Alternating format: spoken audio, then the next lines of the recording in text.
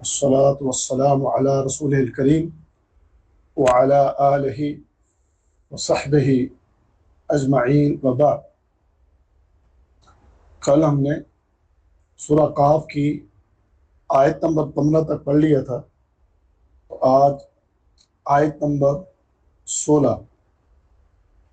اعوذ باللہ من الشیطان الرجیم وَلَقَدْ خَلَقْنَا الْإِنسَانَ وَلَقَدْ۔ میں اس سے پہلے کہ آگے ترجمہ شروع کروں ایک بات عرض کرنا چاہوں گا کہ ترجمہ میں آپ یہ بات مد نظر رکھا کریں کہ کون سے لفظ بار بار آ رہے ہیں۔ جو لفظ بار بار آئے اس کے معنی کو اپنے ذہن میں بٹھا لیا کریں۔ کچھ لفظ ایسے ہیں جو بار بار آتے ہیں، جیسے کہ یہ وَلَقَدْ، کبھی یہ اکیلا بھی آتا ہے قد۔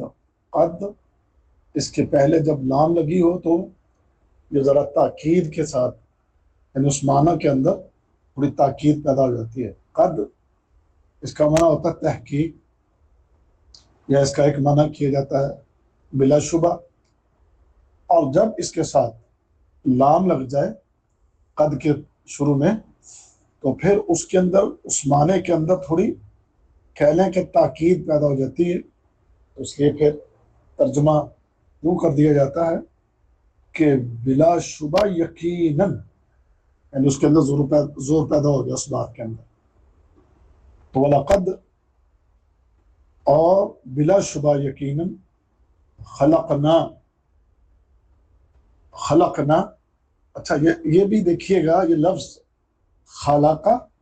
خلقنا یہ بھی بار بار آئیں گے۔ یہ لفظ خلق یہ لفظ ہمارے اردو میں بھی استعمال ہوتا ہے، تو اردو میں یہ استعمال ہوتا ہے تخلیق، جو معنی کیا جاتا ہے نا تخلیق، تو اسی سے ہے، خلق سے مخلوق۔ تو اس لیے اس قسم کے الفاظ جو بار بار آئیں اور جن کے اندر ایسے یعنی لفظ ہوں کہ جو ہماری زبان میں بھی استعمال ہوتے ہوں، تو اس کو ذرا آپ اچھے طرح سے اپنے ذہن میں بٹھا لیا کریں، اس طرح آپ کو ترجمہ یاد کرنا بہت آسان ہو جائے گا۔ کیونکہ کل بھی ایک میسیج مجھے پرسنل میں آیا تھا کہ ترجمہ یاد کرنے میں شاید کوئی دقت ہوتی ہے، تو یہ ترجمہ یاد کرنا اتنا مشکل نہیں ہے، بس 2-3 چیزیں آپ کو اپنے ذہن میں رکھنا ہوتی ہیں۔ نمبر 1، کون سا لفظ بار بار استعمال ہو رہا ہے، اور نمبر 2 کہ کچھ الفاظ ایسے ہیں کہ جو ہماری اردو کی زبان میں بھی استعمال ہوتے ہیں، اور نمبر 3 کچھ الفاظ ایسے ہوتے ہیں کہ جو ہماری زبان میں نہیں ہوتے اور وہ قرآن میں بھی بار بار استعمال نہیں ہوتے۔ تو یہ جو لفظ ہیں انہیں ذرا بندہ الگ سے لکھ کے ان کو تھوڑا یاد کر لے، تو الحمدللہ اس طریقے سے آپ اپنے ترجمے کو یاد کر سکتے ہیں۔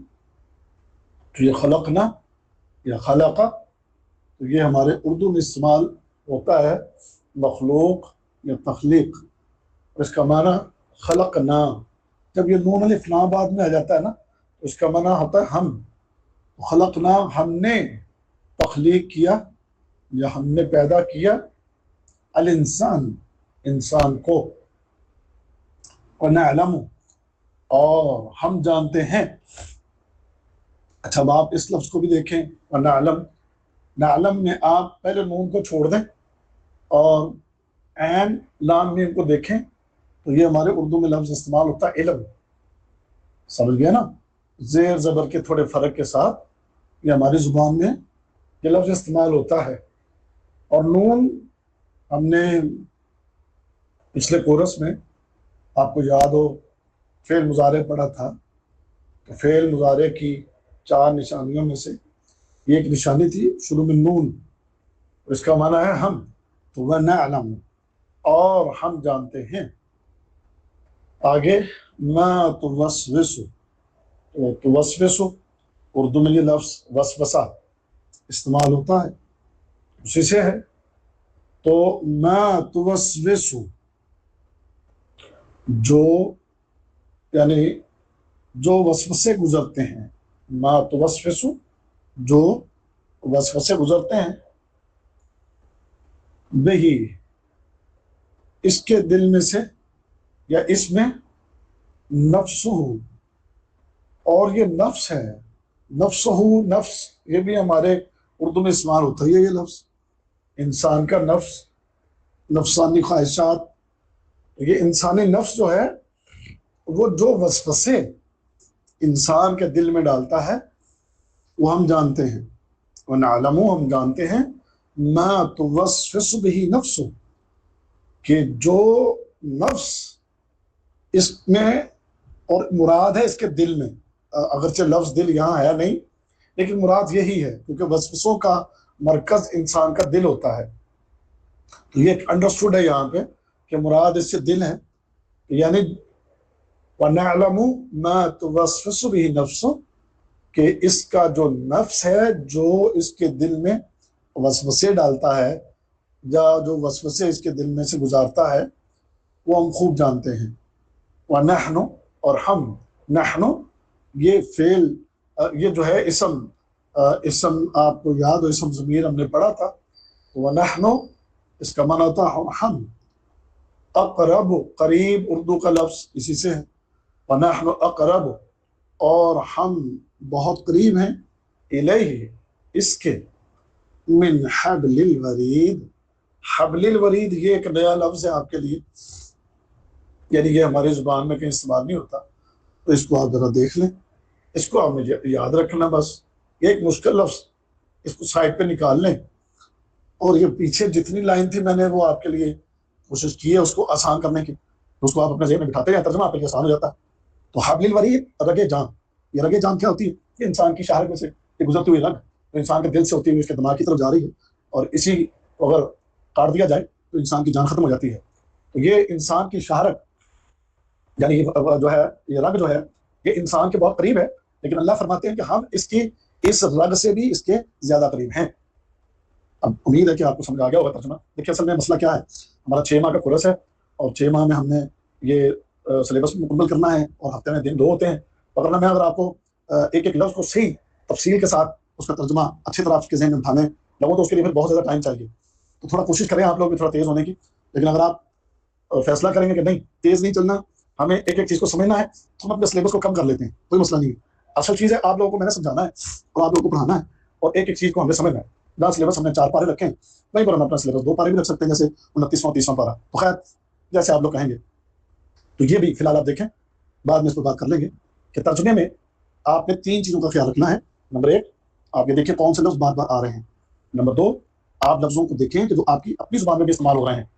और नंबर 3, जो मुश्किल लफ्ज़ जो ना बार बार आ रहे हैं ना आपकी ज़ुबान में है, वो नए लफ्ज़ हैं, उनको अलग से लिखकर उसका तर्जुमा याद कर लिया करें, तो तर्जुमा याद करना आपके लिए आसान हो जाएगा।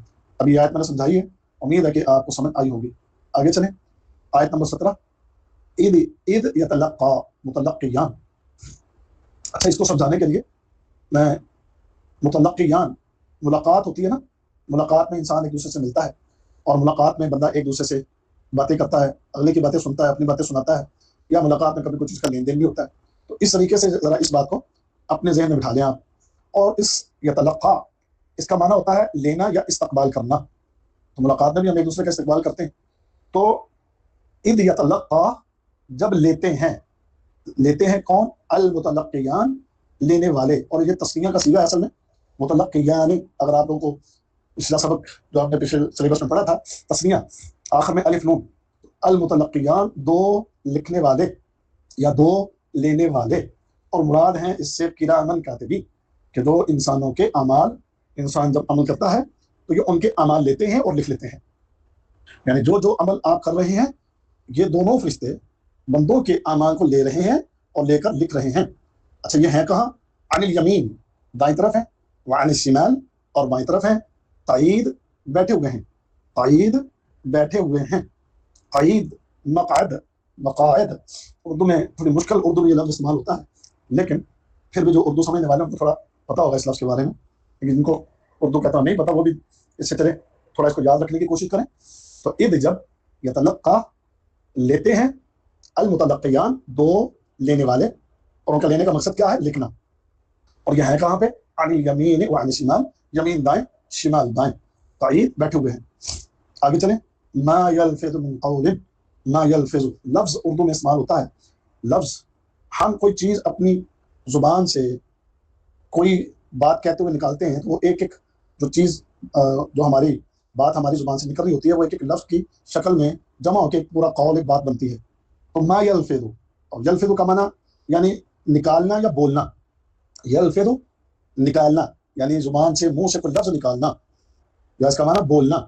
اچھا کیا؟ من قول, کوئی بات, قول اردو میں استعمال ہوتا ہے آپ کے, تو من قول کوئی بات, الا مگر, لدیہ اس کے پاس ہے, رقیب ایک نگہبان, رقیب ایک نگہبان, عتید تیار بیٹھا ہے. تو رقیب اور عتید ان کے معنی اپنے ذہن میں اٹھا لیں. رقیب کس کو کہتے ہیں؟ کہ جو نگرانی کر رہا ہے اور وہ تیار بیٹھا ہوتا ہے. یعنی آپ جو لفظ بھی کہہ رہے ہیں تو وہ ان لفظوں کو لے کر لکھنے میں قطعاً کوئی تاخیر نہیں کرتا, تیار بالکل ہر وقت بیٹھا آپ کی باتوں کو لے کر وہ لکھنے میں مصروف ہے. وجاءت سکرۃ الموت, وجاءت, اچھا یہ لفظ آپ دیکھیے گا جاءت, یہ بہت دفعہ آئے گا قرآن میں. کبھی یہ اکیلا آئے گا جاء, اور کبھی آئے گا جاءت, کبھی آتا ہے یجی, نجی, تجی, اس قسم کے الفاظ آئیں گے. یہ اس کا معنی ہوتا ہے آنا. جاءت اور آ گئی, سکرہ, سکرہ سکرۃ الموت, موت کی سختی, اور سکرہ بے ہوشی کو بھی کہتے ہیں, یعنی موت کی بے ہوشی, بالحق حق کے ساتھ. تو سکرۃ الموت بالحق, سکرۃ الموت موت کی بے ہوشی یا موت کی سختی, بالحق حق کے ساتھ, یعنی موت کی سختی حق کے ساتھ آ گئی. ذالک یہ سب اشارہ بھائی, ما کنت جو تو تھا, منہ اس سے, تحید بھاگتا بدکتا. تو تحید اس میں ایک مشکل لفظ ہے, اس کو اپنے ذہن میں اٹھا لیں ذرا بس. باقی الفاظ ذالک بھی بار بار آئے گا, ماں بھی بار بار آئے گا, کنتا بھی بار بار آئے گا, منہ, یہ بھی لفظ ایسے ہیں جو بار بار قرآن کے اندر آئیں گے. ذالک, ذالک اس کا معنی اصل ہوتا ہے وہ, اسم اشارہ بعید, دیٹ انگلش میں جیسے آپ کہتے ہیں. ماں کنتا, ماں کے بہت سے معنی ہوتے ہیں, کبھی یہ نفی کے معنی میں آتا ہے, کبھی یہ جو کے معنی میں آتا ہے, اور کبھی جو ہے جو جس نے جیسا کچھ اس قسم کے معنی بھی اس کے سیاق و سباق کے مطابق آتے ہیں. کنتا تو تھا, منہ اس سے, تحید بھاگتا. تو یہ موت حق کے ساتھ سختی لے کر آ گئی, یا موت کی سختی جو ہے وہ حق کے ساتھ آ گئی جس سے تو بھاگتا تھا. نفخ فی الصور, نفخ یہ بھی لفظ بار بار آئے گا, اور معنی اس کا اور پھونکا گیا, پھر سور میں. ذالک یہ یوم الوعید, وعید کا دن ہے. یہ اصل میں فعل ماضی کے صیغے میں بات کہی گئی ہے, لیکن ہے اصل فیوچر میں. وہ عربی میں یہ بڑا کہنے کہ اس کے اندر یہ ایک کمال ہے کہ فیوچر کی بات کو کہ جس میں کوئی شک نہ ہو, ایسی بات کو ماضی کے صیغے میں کہہ کر یہ, اس لیے ماضی کے صیغے میں اس کو کہہ کر بیان کیا جاتا ہے کہ جس طرح ماضی کی چیزیں آپ نے اپنی آنکھوں سے دیکھی ہیں, اس کا آپ کو یقین ہے نا, تو ایسے ہی یقین کرو کہ فیوچر میں یہ چیز آنے والی ہے.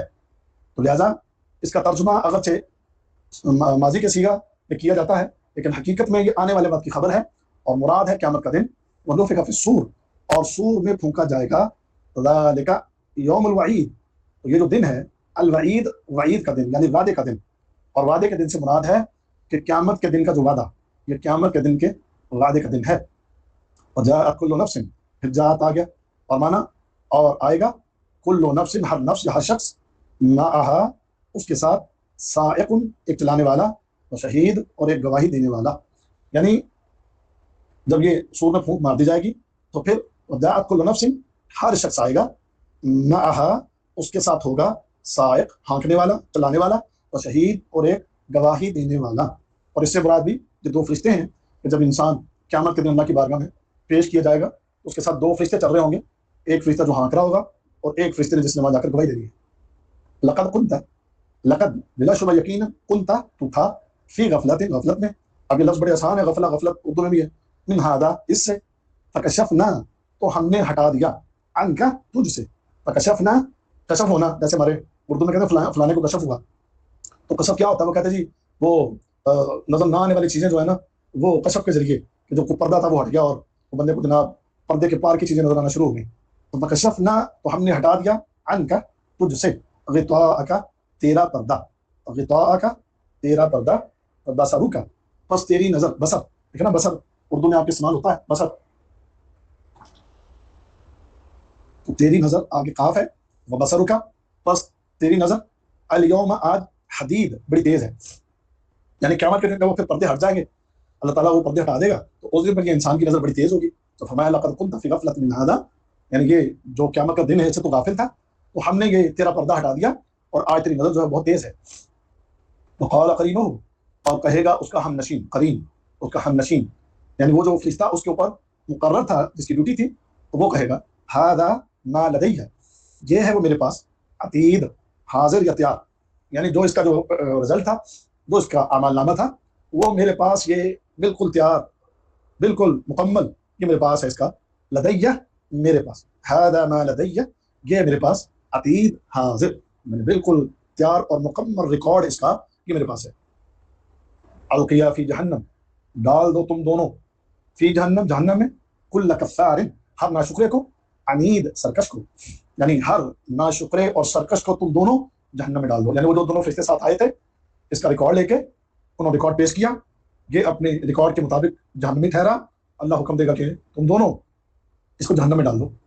مناع للخیر, اب ایک چارج شیٹ پیش ہو رہی ہے, چارج شیٹ میں کیا پیش کیا جا رہا ہے کہ مناع للخیر, منع کرنا اردو میں استعمال ہوتا ہے جناب, اور مراد ہوتا ہے روکنے والا, کس کو, للخیر خیر کو, یعنی یہ وہ بندہ ہے جو خیر کے کام سے خود بھی رکا ہوا تھا اور دوسروں کو بھی روکتا تھا, معتدن حد سے گزرا ہوا, مریب شبہات ڈالنے والا یا شک کرنے والا. یعنی اس کی چارج شیٹ میں یہ بتایا جا رہا ہے کہ یہ خیر کے کام نہ خود کرتا تھا نہ دوسروں کو کرنے دیتا تھا, اور معتد تھا یعنی حد سے گزرا ہوا گناہوں میں, برائیوں میں, نافرمانیوں میں, سرکشی کے اندر, تو ناشکری کے اندر یہ حد سے بڑا ہوا تھا, اور مریب اور شک کرنے والا تھا. آگے فرمایا الذی جعل, وہ جس نے ٹھہرایا, مع اللہ اللہ کے ساتھ, الہا آخر دوسرا معبود, فالقیاہ پس اسے ڈال دو, فی العذاب شدید, شدید یا سخت عذاب میں, اس کو سخت عذاب میں ڈال دو. یعنی اللہ کا حکم ہو رہا ہے, اس کی چارج شیٹ پیش ہوئی اور اس میں ایک اور گناہ اس کا کہ اس نے اللہ کے ساتھ دوسروں کو شریک ٹھہرایا, لہذا اس کو سخت عذاب کے اندر ڈال دو. قال قرینہ, اس کا ایک ساتھی ہوگا, وقال قرینہ یہ بھی ایک دوسرا ساتھی ہے, پہلا جو قرین تھا وہ فرشتہ تھا, اب یہ ایک اور قرین ہے جو اس کا ساتھی تھا, اس کے گناہوں میں, اس کی برائیوں میں اس کا شریک تھا. تو قال قرینہ, اس کے ہم نشین نے کہا یا کہے گا, ربنا اے ہمارے رب, ما اطغیتہ, میں نے اس کو گمراہ نہیں کیا, یعنی میں نے اس کو سرکش نہیں بنایا, ولیکن اور لیکن, کان وہ تھا, یعنی وہ خود تھا, فی ضلال بعید پلے درجے کی برائی میں, یعنی میں نے تھوڑی اس کو یہ بہکایا اور بھٹکایا, یہ تو خود ہی بڑی دور کی گمراہی میں پڑا ہوا تھا. قال لا تختصموا لدی لقد قدمت الیکم بالوعید, قال کہے گا کون, یعنی اللہ تعالیٰ, لا تختصموا مت جھگڑو, نہ جھگڑو, لدی میرے پاس, وقد قدمت اور بلا شبہ, قدمت میں بھیج چکا, آگے پہلے بھیج چکا, الیکم تمہاری طرف, بالوعید عذاب کا وعدہ یا پیغام, یا پیغام جو ہے عذاب کا پیغام, وہ میں پہلے تمہیں بھیج چکا. یعنی میرے پاس یہاں پر کھڑے ہو کے لڑو مت آپس میں نے پہلے ہی تمہاری طرف قیامت کا پیغام, عذاب کا پیغام اور یہ ڈرانے کا پیغام تمہیں پہلے میں نے پہنچا دیا تھا. ما یبدل القول لدی, ما یبدل نہیں بدلتی, القول بات, لدی میرے پاس, وما انا اور نہیں ہوں میں, بظلام ظلم کرنے والا, للعبید اپنے بندوں پر. میں نے تھوڑا ترجمے میں زیادہ وقت لگا دیا ہے, اصل میں مقصد یہی ہے کہ آپ لوگوں کو سمجھ آنی چاہیے, پھر بھی بعض جگہوں پر تھوڑا جلدی آگے نکل گیا ہوں, میں دیکھ رہا تھا ٹائم, اس وقت ترجمے میں ہمارے 25 منٹ لگ گئے تقریباً. تو خیر اس کی مختصر سی تشریح کو میں آپ کے سامنے بیان کرتا ہوں. دیکھیں اللہ تعالیٰ اس نے انسان کو تخلیق کیا اور پیدا کیا ہے, جیسے آیت نمبر 16 میں فرمایا وَلَقَدْ خَلَقْنَا الْإِنسَانَ, اور بلا شبہ یقیناً ہم نے انسان کو پیدا کیا, وَنَعْلَمُ اور ہم جانتے ہیں, مَا تُوَسْوِسُ بِهِ نَفْسُهُ کہ اس کا نفس جو ہے وہ اس کے دل میں جو وسوسے ڈالتا ہے وہ ہم خوب جانتے ہیں, اس لیے کہ وَنَحْنُ أَقْرَبُ إِلَيْهِ مِنْ حَبْلِ الْوَرِيدِ, ہم اس کی رگ جان جو ہے اس سے بھی زیادہ ہم اس کے قریب ہیں. اللہ تعالیٰ کی ذات وہ اپنے عرش پہ مستوی ہے, لیکن اس کا علم اتنا زیادہ ہے اور اس کا دیکھنا اور اس کا جاننا, اس کے اوپر اس کی ایسی کمال قدرت ہے کہ پوری دنیا میں, پوری کائنات میں کون سی چیز کہاں پڑی ہے, کون سی چیز کیا کر رہی ہے, کون سی چیز کیا کھا رہی ہے, کون سی چیز کیا بول رہی ہے, کون سی چیز کس حالت میں ہے, اللہ کے سامنے بالکل واضح اور بالکل روشن خالق کائنات، اس سے کوئی چیز مخفی نہیں، ہر چیز اس کے لیے واضح ہے، چاہے کوئی چیزیں اندھیروں میں پڑی ہیں، چاہے کوئی چیزیں دریاؤں سمندروں کے اندر گہرائیوں میں ہیں، چاہے کوئی چیزیں پہاڑوں کی وادیوں میں ہیں، چاہے کوئی چیزیں فضاؤں میں ہیں، اور یہاں تک کہ انسان کے سینے کے اندر کی جو باتیں ہیں وہ بھی اللہ خوب جانتا ہے۔ جیسے ایک جگہ فرمایا واللہ علیم بذات الصدور، اللہ سینوں کے اندر چھپی ہوئی باتوں کو بھی خوب جانتا ہے۔ تو اس لحاظ سے اللہ، اس کا علم، اس کا دیکھنا، اس کا سننا، وہ اس لحاظ سے وہ ہر چیز کے بالکل قریب ہے، صرف انسان ہی نہیں بلکہ اس کائنات کی ہر چیز جو ہے وہ بالکل اس کے، چاہے وہ کتنی ہی دور کیوں نہ پڑی ہو لیکن وہ اللہ سے دور نہیں ہے، اللہ کے بالکل وہ چیز قریب پڑی ہے۔ تو اللہ کے لیے تو وہ ذرا معمولی سا بھی کوئی اس کے لیے مشکل نہیں ہے کہ کوئی دور دراز علاقوں میں پڑی ہوئی کوئی چیز کو جاننا اور اس کے بارے میں علم رکھنا اور اس کے حالات کو جاننا اللہ کے لیے کچھ مشکل نہیں۔ ایک چیز اللہ اس کے بالکل قریب ہے، کیونکہ انسان کے دلوں میں جو وسوسے پیدا ہوتے ہیں تو یہ اس کا نفس اس کے دل میں پیدا کرتا ہے یا شیاطین اس کے دل میں پیدا کرتے ہیں، اللہ تعالیٰ وہ سب جانتا ہے، اس کے علم میں ہے۔ پھر فرمایا اذ یتلقى المتلقیان عن الیمین وعن الشمال قعید ما یلفظ من قول الا لدیہ رقیب عتید۔ اب یہ دونوں آیتوں میں، پہلی آیت میں یہ فرمایا کہ دو ایسے فرشتے جو اس کے دائیں اور بائیں ہیں وہ بیٹھے ہیں، اور اس کی ایک ایک بات جو بھی اپنی زبان سے نکالتا ہے، اپنے قول کی ایک ایک لفظ اس کا جو بھی نکلتا ہے اس کی زبان سے، تو اس کے پاس ایک نگران جو ہے وہ تیار بیٹھا ہے، اور دونوں فرشتے بھی تیار بیٹھے ہیں۔ یعنی کہ دونوں فرشتے جو ہیں یہ اللہ کی طرف سے، ان کا نام بھی کرامن کاتبین، کہ یہ بڑے معزز کہ جو لکھنے والے ہیں، تو لہٰذا ان کی اس بندے کے لکھنے کئی ہوئی باتوں کو، اس کے کیے جانے والے افعال اور اعمال کو لینے کے لیے، لکھنے کے لیے فرشتے اس کے پاس موجود ہیں۔ جو لفظ بھی یہ نکالتا ہے اور بلکہ جو عمل بھی یہ کرتا ہے، ایک ایک لفظ، ایک ایک عمل وہ لکھنے کے لیے فرشتے اس کے پاس موجود ہیں۔ اس کی زبان سے ایک لفظ بھی ایسا نہیں کہ جو نکل جائے اور لکھا نہ جائے، یہ ممکن نہیں، بلکہ اس کا لفظ جو ہی اس کی زبان سے ادا ہوتا ہے، لکھنے والا بالکل تیار بیٹھا اس کو لکھنے کے لیے، وہ فوری طور پر اس کو لکھ لیتا ہے۔ اب اس چیز کو انسان کو یہ چاہیے کہ اس دنیا کے اندر ہم اس بات سے بالکل بے خبر ہوتے ہیں، اور اس چیز سے بالکل بے خبر ہو کے بعض اوقات کیسی کیسی باتیں اپنی زبانوں سے نکال جاتے ہیں، اور کیسے کیسے برے اعمال ہم بڑے دھڑلے کے ساتھ کر جاتے ہیں۔ لوگوں کا تو ہمیں ڈر ہوتا ہے کہ کوئی انسان ہمیں نہ دیکھ لے، لیکن یہ احساس آج ہمارے اندر سے ختم ہو چکے کہ ہمیں پیدا کرنے والا ہمارا اللہ، جو ہمارے سینوں کے اندر پیدا ہونے والے وسوسوں کو بھی جانتا ہے، اور وہ تو اتنا قریب ہے کہ ہماری شہرت جو ہے، اس کی جو رگ ہے، وہ اتنی ہمارے اتنا قریب نہیں جتنا اللہ ہم سے قریب ہے۔ تو پھر اس اللہ سے ڈرتے ہوئے ہم اپنے گناہوں پر ترک کیوں نہیں کرتے، اور ہم اپنی برائیوں سے توبہ کیوں نہیں کرتے، اور بولتے ہوئے ہم کچھ خیال کیوں نہیں کرتے؟ انسانوں سے ڈرنے والوں اس اللہ سے ڈرو کہ جو اللہ تمہارے ایک ایک حرکت کو جانتا اور ایک ایک عمل کو دیکھ رہا ہے، اور تمہارے ایک ایک لفظ کو لکھوا رہا ہے، اور یہ پورا ایک ریکارڈ تیار ہو رہا ہے۔ اب جب یہ سب کچھ لکھا گیا اور ریکارڈ تیار ہو گیا تو دنیا میں آپ کو ہمیں اس چیز کا احساس تو نہیں ہے، لیکن یہ دنیا کی زندگی ہمیشہ کی زندگی نہیں ہے، یہ ایک لمیٹڈ لائف ہے، بڑی محدود سی زندگی ہے۔ اس لمیٹڈ لائف نے جب ختم ہونا ہے تو پھر یہ سارا ریکارڈ اللہ کی بارگاہ میں پیش ہوگا۔ لہٰذا اگلی آیات میں فرمایا وجاءت سکرۃ الموت بالحق، موت سختی کے ساتھ، یعنی موت کی سختیاں حق کے ساتھ آ گئی، یا موت کی بے ہوشی جو ہے وہ حق کے ساتھ آ گئی۔ ذالک ما کنت منہ تحید، یہ ہے وہ موت کہ جس سے تم بھاگتے تھے۔ یعنی انسان وہ مرنا نہیں چاہتا، وہ یہ چاہتا ہے کہ کوئی لمبی زندگی اس کو مل جائے، بلکہ ختم نہ ہونے والی زندگی مل جائے۔ اور دور حاضر میں تو باقاعدہ اس پر کام بھی ہو رہا ہے، بلکہ ابھی یہ پچھلے دنوں یہ چائنا کے اندر ایک میٹنگ تھی مختلف ممالک کی، اس میں باقاعدہ طور پر چائنا کا صدر اور رشیا کا صدر، یہ دونوں اس بات پر ڈسکس کر رہے تھے، اور وہ بات ان کی لیک ہو گئی، وہ مائک کے اندر آواز آ گئی اور پوری دنیا نے وہ بات سن لی کہ وہ دونوں اس چیز پر بات کر رہے تھے کہ انسانی لائف کو کس طریقے سے بڑھایا جا سکتا ہے، انسانی زندگی کو کیسے 150 سال 200 سال تک اس کو لے جایا جائے، کہ جو زندگیاں آج 60 70 80 سال میں ختم ہو جاتی ہیں، اس کو ڈبل ٹرپل کرنے کے لیے، یا ایسا کچھ ہو کہ انسان امر ہو جائے اور انسان کبھی ختم ہی نہ ہو۔ تو وہ بتا رہے ہیں، آپس میں ایک دوسرے سے بات کر رہے ہیں کہ اس کے اوپر کام ہو رہا ہے، لیکن جو کچھ جتنا مرضی کر لے، اللہ رب العزت کے فیصلے کل من علیہ فان ویبقى وجہ ربک ذو الجلال والاکرام۔ اس دنیا میں ہر چیز نے فنا ہو جانا ہے، جنہوں نے ہزار سال عمر پائی ہے وہ بھی نہیں رہے، وہ بھی چلے گئے، ہم نے بھی نہیں رہنا، ہم نے بھی چلے جانا ہے۔ اب انسان اس سے بھاگ رہا ہے، اس سے بچنے کی کوششوں میں لگا ہوا ہے، لیکن یہ موت اپنی سختیوں کے پیغام لے کر اور بے ہوشی کے پیغام لے کر وہ آ گئی، اور اس کا سامنا ہر انسان نے کرنا ہے، کوئی انسان نہیں جو اس سے بچے۔ کل نفس ذائقۃ الموت، ہر نفس نے اس موت کا مزہ چکھنا ہے۔ میرے بھائیوں اور میری بہنوں اور میری بیٹیوں، اس موت کے معاملے کو ہمیں یاد کرتے رہنا چاہیے۔ پیارے نبی صلی اللہ علیہ وسلم کی ایک حدیث ہے، آپ نے فرمایا تھا اکثر الذکر حاضم اللذات یعنی الموت، کہ اے لوگوں لذتوں کو کاٹ دینے والی اور لذتوں کو مٹا دینے والی جو موت ہے اس کو یاد کیا کرو۔ اس کو یاد کرنے کا فائدہ کیا ہے؟ اس کو یاد کرنے کا فائدہ یہ ہے کہ انسان پھر اپنی اگلی زندگی کے لیے تیاری کرتا ہے، اپنی اس دنیا کی زندگی کے ساتھ دل لگا کر نہیں بیٹھ رہتا، بلکہ وہ اپنی آخرت کی فکر کرتا ہے، اور وہ یہ سمجھتا ہے، جانتا ہے کہ یہ دنیا تو بالکل میرے لیے ایک عارضی گھر ہے، اور آگے کا سفر جو ہے وہ میرا ہمیشہ کا سفر ہے، اور یہ دنیا کا عارضی سفر کسی لمحے بھی ختم ہو سکتا ہے۔ جب انسان یہ چیزیں یاد کرے گا تو ڈیفینیٹلی ایسا انسان اپنی آخرت کی تیاری ضرور کرے گا، اور دنیا سے بے رغبتی اختیار کرے گا، اور اپنے رب کو یاد کرے گا، اپنے رب کی عبادت و اطاعت میں محنت اور کوشش کرے گا جب وہ اس موت کو یاد کرے گا۔ اور اگر یہ انسان اس موت کو یاد نہیں کرے گا بلکہ سے بھاگے گا، اس سے نظریں پھیرے گا، اور اس کو اگر کوئی بیان بھی کرے تو اسے بھی کہے جی چھوڑیں، موت نہ یاد کروائیں، ابھی تو دنیا کی زندگی انجوائے کرنے دیں آپ، تو یہ ابھی سے ہمیں موت سے نہ ڈرائیں، تو وہ بڑے بے وقوف اور احمق لوگ ہیں کہ جو اپنی آخرت کو یاد نہیں کرنا چاہتے۔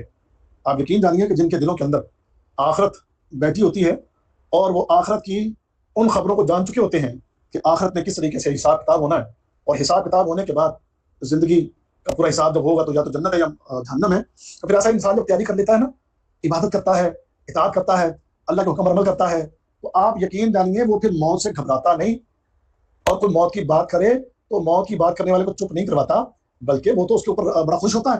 جیسے وہ ایک بدو کو کسی نے کہا کہ موت آنی، تو کہا موت کے بعد کیا ہوگا؟ کہا کہ موت کے بعد اللہ سے ملاقات ہوگی۔ تو اس نے کہا ماں اجمل الموت، یہ موت تو پھر بڑی خوبصورت چیز ہے کہ جس کے نتیجے میں میری اللہ سے ملاقات ہوگی، میرے رب سے ملاقات ہوگی، میری تو آنکھیں میرے رب کو دیکھنے کے لیے مشتاق ہیں۔ اب یہ جذبہ کس کے اندر ہوگا کہ جس کے اندر کوئی اللہ کی عبادت اور اطاعت والا معاملہ ہے، جس کے پاس عبادات ہیں، جس کے اندر اطاعت ہے، جس کے پاس اللہ کا دین ہے، جس کے پاس نمازیں ہیں، جس کے پاس قرآن کی تلاوت ہے، اور جو گناہوں سے بچنے والا، برائیوں سے دور رہنے والا، اپنے اللہ کی عبادت و اطاعت میں اپنی زندگی کے ہر لمحے کو گزارنے کی فکر رکھنے والا، وہ موت کے نام سے ڈرتا نہیں، وہ تو اپنی اس موت کو اس کے انتظار میں ہوتا ہے۔ اس لیے وہ صحابہ وہ جب دشمنوں سے مقابلے ہوتے تو جنگیں ہوتی تو ان جنگوں میں وہ خاص کر یہ بڑی بڑی جنگیں ہوئی ہیں، کیسر و کسریٰ ان کے بادشاہوں نے صحابہ سے کہا تھا، پیغام بھیجا تھا کہ تم لوگ اپنی عورتوں کو بیوہ کرنے کے لیے آ گئے ہو اور تمہیں اپنی زندگیوں سے پیار نہیں ہے۔ تو صحابہ نے یہ جواب ان کو بھیجا تھا کہ جتنی تم اپنی زندگیوں سے محبت کرتے ہو، ہم اپنی موت سے اس سے بھی زیادہ محبت کرتے ہیں، کیونکہ ہماری موت کے بعد ہمیں جو ملنے والا ہے ہم تو اس کو لینے کے خواہش مند ہیں۔ تو لہٰذا یہ موت جس سے آج انسان بھاگ رہا ہے وہ موت آنی ہی آنی ہے، تو جب وہ آنی ہی آنی ہے تو پھر انسان کو چاہیے کہ اس کے لیے تیاری کرے۔ آگے چلے، ونفخ فی الصور، اور سور میں پھونکا جائے گا، ذالک یوم الوعید، یہ وعدے کا دن ہے، یعنی قیامت کا دن آ گیا۔ اب قیامت کے دن جب سور میں پھونک، دو دفعہ سور میں پھونک ماری جائے گی، پہلی دفعہ سور میں پھونک ماری جائے گی تو پوری کائنات ایک دفعہ ختم ہو جائے گی، اس کے بعد پھر دوسری دفعہ سور میں پھونک ماری جائے گی تو تمام کے تمام لوگوں کو اللہ تعالیٰ اٹھا لے گا۔ اب جب تمام لوگوں کو اٹھا دیا گیا تو سب کو پھر معاشر کے میدان کی طرف جانا ہے۔ اب یہ معاشر کے میدان کی طرف جانے کے مختلف کیفیات وہ قرآن و حدیث کے اندر بیان ہوئی ہیں، بات نہیں ورنہ میں اس کی تفصیل آپ کے سامنے رکھتا، اسے بیان کرنے کے لیے کم از کم 15-20 منٹ درکار ہے، تو پھر کبھی اس کے اوپر میں بات کروں گا۔ تو خیر یہاں پر اس آیت کے حساب سے کہ جب انسانوں کو قبر سے نکالا جائے گا تو پھر خاص کر مجرم لوگ اور نافرمان لوگ، ان کے ساتھ دو فرشتے ہوں گے، ایک فرشتہ جو اس کو ہانک رہا ہوگا اور ایک فرشتہ جو اس کے اوپر گواہ ہوگا۔ یہ بالکل ایسے ہی ہے جیسے ایک مجرم کو لاک اپ سے نکال کے عدالت میں لے کر جاتے ہیں، تو اس کے ساتھ 2-4 پولیس والے ہوتے ہیں، تو وہ 2-4 پولیس اس کو ہتھکڑیاں لگا کر، ایک بندہ جس کے ہاتھ اس کی ہتھکڑی ہوتی ہے اس کو کھینچ رہا ہوتا ہے، اور ایک بطور گواہ کوئی وکیل ہو یا کوئی اور کوئی گواہ وہ ساتھ میں ہوتا ہے۔ تو ایسے ہی جو مجرم ہے اور خاص کر کافر، اللہ کے نافرمان، فاسق و فاجر لوگ، ان کے ساتھ پھر یہ دو فرشتے، ایک اس بندے کو قیامت کی طرف ہانک رہا ہوگا، دھکیل رہا ہوگا، اور دوسرا بطور گواہ اس کے ساتھ جا رہا ہوگا۔ اب اس کو کہا جائے گا لقد كنت في غفلة من هذا فكشفنا عنك غطاءك فبصرك اليوم حديد، اس کو کہا جائے گا کہ یہ ہے وہ کہ جس سے تو غفلت میں تھا، یعنی مرنے کے بعد کی زندگی کے حوالے سے ایک پردہ تھا جو تیرے درمیان، اور مرنے کے بعد کی جو زندگی اور موت کے بعد کی جو دنیا ہے اس کے حوالے سے، یعنی قیامت کا دن بھی اس حوالے سے ایک پردہ تھا تمہاری آنکھوں کے سامنے۔ اس کے بارے میں خبریں تو تمہیں دی گئیں قرآن کے ذریعے، انبیاء کے فرامین کے ذریعے تمہیں یہ پیغامات دیے گئے، تمہیں بتایا گیا، لیکن اس دن تم نے اس بات پر یقین نہیں کیا، نہ تمہاری آنکھیں یقین کرتی تھی، نہ تمہارے کان سننے کو تیار تھے، نہ تمہارے دلوں میں فکر پیدا ہوئی۔ لو پھر آج یہ ساری تمہاری غفلت ختم ہوئی، یہ تمہارے پردے اتار دیے، اور آج تمہاری نظر بڑا کام کرے گی۔ وقال قرینہ ھذا ما لدی عتید، اب وہ جو فرشتہ اس کے اوپر مقرر تھا جو ریکارڈ لے کر گئے تھے ساتھ، تو ان میں سے ایک فرشتہ کہے گا کہ اس کا یہ ریکارڈ میرے پاس بالکل تیار ہے، اس میں سے کوئی چیز ایسی نہیں کہ جو رہ گئی ہو ایک ایک لفظ، ایک ایک جملہ، ایک ایک عمل، اس لیے آتا نا فمن یعمل مثقال ذرۃ خیرا یرہ ومن یعمل مثقال ذرۃ شرا یرہ۔ ایک بندے نے ایک ذرے کے برابر بھی کوئی گناہ کیا ہے یا ایک ذرے کے برابر بھی کوئی نیکی کی ہے تو یہ انسان اس دن قیامت کے میدان میں اپنے سامنے اس کو دیکھے گا۔ اس فرشتے نے جو ریکارڈ تیار کیا ہوگا وہ وہاں پر پیش کر دے گا۔ اب جب اس کا ریکارڈ پیش ہوا تو پھر حکم ہوگا کہ تم دونوں اس کو پکڑو اور جہنم کے اندر ڈال دو اس کو، ہر اس شخص کو کہ جو کافر ہے، ناشکرا ہے اور سرکش ہے اور مناع للخیر، یعنی منع کرتا تھا، یعنی لوگوں کو اللہ کی راہ میں خرچ کرنے سے، صدقہ کرنے سے، نیکیاں کرنے سے، عبادت کرنے سے لوگوں کو منع کرتا اور خود بھی ان کاموں سے دور تھا۔ خود بھی نہ کبھی صدقہ دیا، نہ کوئی زکات دی، نہ کوئی خیر کا کام کیا، نہ کوئی عبادت کی، نہ کوئی اللہ کی اطاعت کی، اور لوگوں کو بھی مذاق کر کے روتا تھا، اور ساتھ معتدن، حد سے گزرا ہوا تھا۔ یعنی انسان وہ حد سے گزرا ہوتا ہے کہ جن چیزوں سے اللہ نے روکا ہو یہ انسان وہ کام کرے تو ایسا انسان حد سے گزرا ہوا ہے۔ اللہ نے جو چیزیں حرام کر دی، جن چیزوں سے اللہ نے منع کر دیا، یہ انسان وہ کام کرے تو یہ انسان پھر حد سے گزرنے والا، اور وہ کام جو اللہ نے کرنے کا کہا وہ نہ کرے تو ایسا انسان حد سے گزرا ہوا ہے۔ اور مریب شک میں رہتا تھا۔ شک کس بات کا؟ او بھائی نیکیوں کا پتہ نہیں اجر ثواب ملنا کہ نہیں ملنا، او بھائی ان گناہوں کے اوپر کون سی پکڑ ہونی ہے، او بھائی پتہ نہیں قیامت کا دن کیا ہونا ہے، اس دن آنا بھی ہے کہ نہیں آنا۔ تو اس قسم کے شکوک و شبہات میں رہتا تھا۔ اور اس کے علاوہ اس کا ایک اور جرم، الذی جعل مع اللہ الہا آخر، اس نے اللہ کے ساتھ دوسرا معبود بھی بنا رکھا تھا، یعنی اس نے شرک بھی کیا تو یہ مشرک بھی ہے۔ فَأَلْقِيَاهُ فِي الْعَذَابِ الشَّدِيدِ، اس کو سخت عذاب میں ڈال دو۔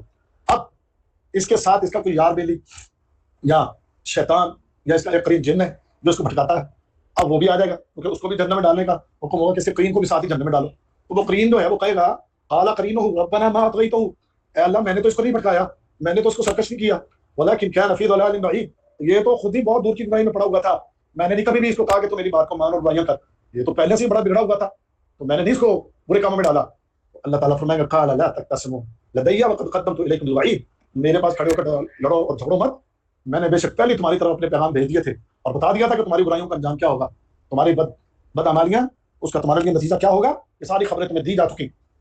لہٰذا اب جو ہے میرے پاس جھگڑنے کی، یہاں آپس میں کھڑے ہو کر لڑنے کی کوئی ضرورت نہیں۔ مَا يُبَدَّلُ الْقَوْلُ لَدَيَّ وَمَا أَنَا بِظَلَّامٍ لِّلْعَبِيدِ، اب میرا جو فیصلہ ہو چکا وہ تبدیل نہیں ہو سکتا، یعنی مَا يُبَدَّلُ الْقَوْلُ لَدَيَّ، میرے ہاں بات بدلی نہیں جاتی، وَمَا أَنَا بِظَلَّامٍ لِّلْعَبِيدِ، اور نہ ہی میں اپنے بندوں پر ظلم کرنے والا ہوں۔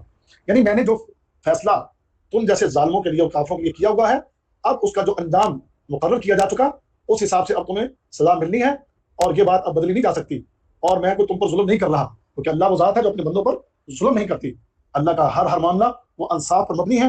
آج تمہارے ساتھ جو کچھ ہو رہا ہے یہ تمہاری اپنی کرتوتوں کی وجہ سے ہے، لہٰذا اپنے آپ کو کوسو اور یہ انجام جو تمہارا ہے اس سزا کو بھگتنے کے لیے تیار ہو جاؤ۔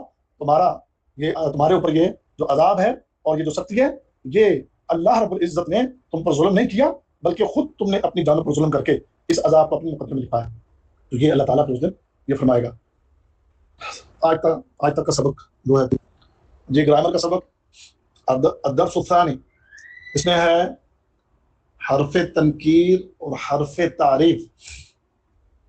حرف تنکیر کس کو کہتے ہیں؟ عربی میں اسم نکرہ جو ہوتا ہے اس پر عام طور پر تنوین ہوتی ہے۔ تنوین کس کو کہتے ہیں؟ آخری حرف کے اوپر دو زبر، دو زیر، دو پیش ہونا۔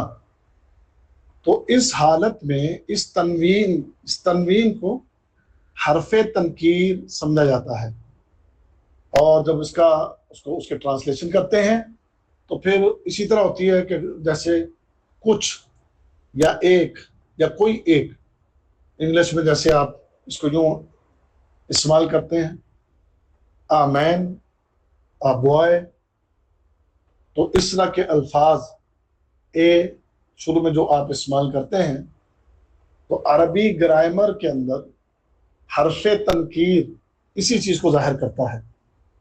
مثال کے طور پر الرجل، یہ دیکھیں لام کے آخر میں دو پیش ہے، رجل، اب اس سے مراد کیا لیا جائے گا کہ کوئی ایک مرد۔ اسی طرح ماء، کچھ پانی، اور اسی طرح ولد، کوئی ایک لڑکا، بنت، کوئی ایک لڑکی۔ تو اس طرح یہ جو ہے تنوین جو ہوتی ہے یہ آخر میں آخری حرف کے اوپر یہ حرف تنکیر کہلاتی ہے۔ اچھا، اور یہ بھی سمجھ لیں کہ بعض اوقات یہ تنوین کا جو یہ ترجمہ ہم کر رہے ہیں نا، کوئی ایک یا کوئی کچھ اس طرح کا کوئی ترجمہ کرنے کی ضرورت نہیں ہوتی، یہ صرف ایک سمجھانے کے لیے یہ بات جو ہے نا وہ یہاں پر کی گئی ہے۔ اچھا، قبیح تنوین ایسے اسم پر ہوتی ہے جو اسم علم ہے، جو اسم علم یعنی کسی شخصیت کا جیسے کوئی خاص نام، اس کے اوپر جو تنوین ہوتی ہے وہ حرف تنکیر نہیں کہلاتی، جیسے کہ محمد اور زید اور خالد، اس قسم کے یعنی جتنے بھی نام اسم علم میں جو ہیں ان کے اوپر جو تنوین ہوگی اس کو حرف تنکیر نہیں کہیں گے۔ یہ حرف تنکیر عام قسم کے جو نام ہیں، عام قسم کی چیزوں کے اوپر جو جہاں تنوین استعمال ہوگی اسے ہی حرف تنکیر کہیں گے۔ اب آ جائیں حرف تعریف، یا اس کو لام تعریف بھی کہتے ہیں۔ یہ کیا ہے؟ یہ کسی بھی اسم نکرہ اس کے اوپر جب الف لام لگا دیں تو وہ اسم نکرہ معرفہ بن جاتا ہے، اور اس اسم کو معرف باللام کہتے ہیں۔ اور اسی الف لام کی وجہ سے یہی الف لام جو ہے یہی حرف تعریف ہے، یہی الف لام جو ہم نے ساتھ لگایا اسے حرف تعریف کہتے ہیں، یا اس کو لام تعریف کہتے ہیں۔ اچھا، اب یہی جو رجل تھا، رجل، اس کے ساتھ جب آپ ال لگا دیں گے تو الرجل۔ اسی طرح فرسن، گھوڑا ہے تو الفرس۔ اور یہاں ایک اور بات بھی آپ کو بتا دیں کہ جب اسم نکرہ کے ساتھ الف لام لگا دیتے ہیں تو اس اسم نکرہ کی تنوین بھی ختم ہو جاتی ہے، پھر تنوین نہیں رہتی، اس تنوین کو پیش میں بدل دیا جاتا ہے۔ یعنی فرسن سے الفرس، ولدن سے الولد، بنتن سے البنت، تو یعنی وہ تنوین پھر الف لام کی وجہ سے ختم کر دی جاتی ہے۔ اس کے بعد دو تین چیزیں اور ہیں، وہ بھی سمجھ لیں۔ معرف باللام کے پہلے جب کوئی لفظ آئے تو اس کو جب اس اسم کے ساتھ ملا کر پڑھنا ہو تو الف لام کا الف جو ہوتا ہے اس کو نہیں پڑھا جاتا، اس کو حمزۃ الوصل کہتے ہیں۔ وہ الف لام میں الف ساکت ہو جاتا ہے اور پھر صرف لام کو ہی پڑھتے ہیں، جیسے کہ البیت، اس کے ساتھ پیچھے ایک لفظ ملایا گیا، یہ بن گیا باب البیت، باب البیت۔ اب آپ دیکھ لیں الف نہیں پڑھا گیا، اب اس کو جو نہیں پڑھیں گے باب البیت، نہیں، باب البیت، باب البیت۔ ہاں، اگر باب نہ ہو، اس سے پہلے کوئی لفظ نہ ہو تو پھر البیت، اور جب اس سے پہلے کوئی لفظ ساتھ لگائیں گے تو پھر یہ الف حمزۃ الوصل، اس کی کسی حرکت کو نہیں پڑھا جاتا۔ اس کے بعد لام تعریف کے پہلے اگر کوئی حرف ساکن ہو تو ساکن کو پھر عموماً جو ہے نا وہ زیر لگا کر ملا دیتے ہیں، جیسے کہ ان ہے تو ان نون کے اوپر کوئی حرکت نہیں ہوتی، لیکن ہم اس کو ملاتے ہیں نا جب اس کے ساتھ، تو پھر ہم اس کو پڑھتے ہیں انل بیتی، انل بیتی، تو نون کے نیچے زیر لگا دی۔ لیکن اگر من آئے گا تو من میں نون پر زبر آئے گی، زیر نہیں آئے گی، اس کو ہم پڑھیں گے من البیت۔ تو اس طریقے سے اس کو پڑھا جاتا ہے۔ اب کچھ چیزیں اور رہ گئی ہیں لیکن میں اس کو انشاءاللہ اگلے درس میں بیان کروں گا۔ اور اب آگے ہماری انشاءاللہ ایکسرسائزز آ رہی ہیں، یہ چیزیں بس آپ پڑھتے جائیں اور اپنے ذہن میں ان کو بٹھاتے جائیں، تو اللہ نے چاہا تو انشاءاللہ جب ہم اس کی ایکسرسائزیں شروع کریں گے تو یہ سارا سبق آپ کے لیے انتہائی آسان ہو جائے گا۔ ابھی یہ گرامر کے شروع کے چند درس آپ کے لیے مشکل آپ کو لگیں گے، اب جیسے جیسے ہماری ایکسرسائز آگے آئیں گی پھر میں آپ کو ساتھ ساتھ یہ ایکسرسائز کرواؤں گا، تو پھر آپ کو انشاءاللہ گرامر کا بہت فائدہ ہوگا۔ تو آج ہمارے دونوں سبق مکمل ہوئے۔ تعداد آپ لوگوں کی اسی طرح کمی کا شکار ہے، آج کل سے بھی کم لوگ ہیں، اب واللہ عالم کہ لوگوں کی کوئی دلچسپی نہیں ہے یا لوگ اس سبق سے مطمئن نہیں ہیں، میں کیا ہے واللہ عالم۔ تو کل ہم ایک لسٹ لگائیں گے کہ جو لوگ بالکل بھی شرکت نہیں کر رہے، پھر ہم، کیونکہ میرا ایک مزاج ہے کہ میں پورا علمی ماحول بنا کے اور پورا ایک یہ سب